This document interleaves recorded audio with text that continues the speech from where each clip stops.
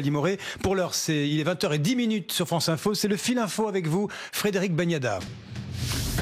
Comment préserver l'emploi face à la crise du Covid? Emmanuel Macron et Édouard Philippe ont réuni cet après-midi à l'Elysée syndicats et patronat. Sur la table, des mesures pour inciter les entreprises à dégeler les embauches, avec notamment des allègements de charges pour les apprentis.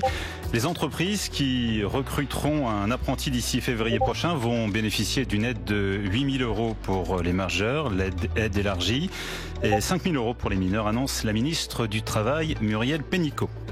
Face à l'aggravation de la situation économique, Bercy anticipe une hausse de la dette publique de 121%, des milliards d'euros injectés sur la table.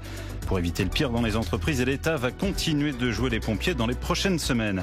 Plusieurs rassemblements de soignants cet après-midi en France pour réclamer plus de moyens dans les hôpitaux, 10 jours après le lancement du Ségur de la santé. Un Ségur de la santé qualifié d'imposture, un appel à la grève nationale a été lancé pour le 16 juin prochain. Il n'était peut-être pas pote avec la religion, mais avec Dieu. L'adieu à Guy Bedos. Aujourd'hui, des centaines d'admirateurs et curieux rassemblés cet après-midi sur le parvis de l'église Saint-Germain-des-Prés pour un dernier hommage à l'humoriste comédien.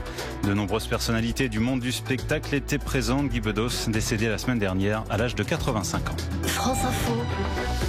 Et tout est plus clair.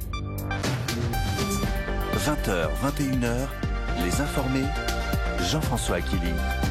Oui, Nathalie Moret, la presse.